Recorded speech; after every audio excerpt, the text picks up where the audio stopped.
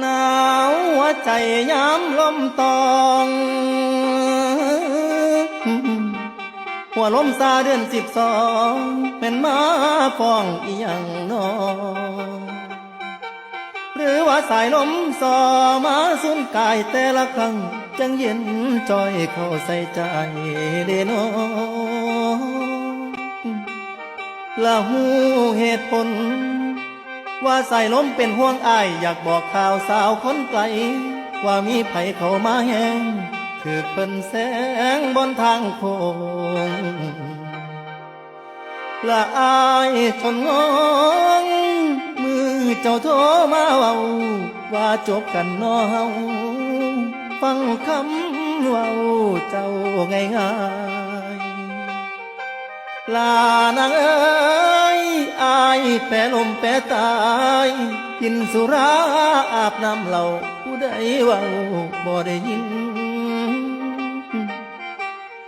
ความว่างพังขาดสิ้นเหลือแต่กลิ่นความเจ็บความหนาวเหน็บในหัวใจเป็นเพิงไฟ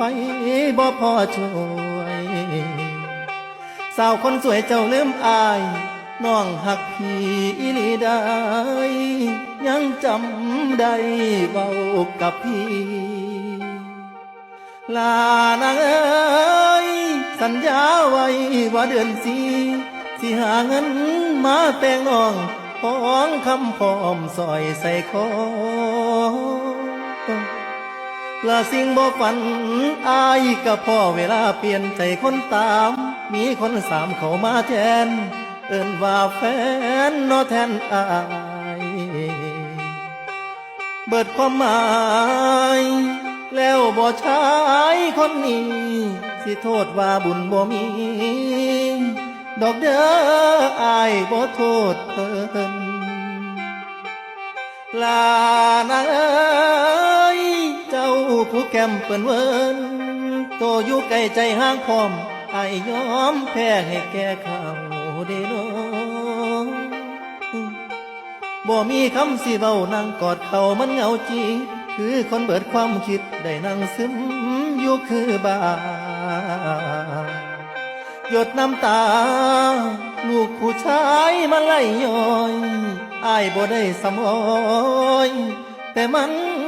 กันไว้บ่อยู่ลานางเอ้ยคนที่หมายเป็นไผปูอายคิดน้ำตั้งแต่เจ้าบ่มีเจ้าคิดต่อภายเด้น้อละคนที่แม่นแฟนบักอายพ่อผู้ใหม่ใจเลยเควเสียได้เด้คนสุดหักบัดห่างไกลเจ้าลืมอายเพิ่งเข้าใจหูว่าสายลมฟองมาส่งข่าวเรื่องความมองว่านางน้องนั้นลืมพี่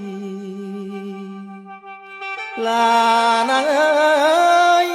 ลืมอายแล้วอีนี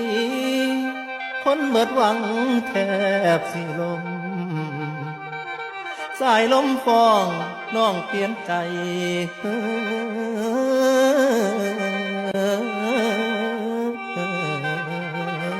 เด้น้อ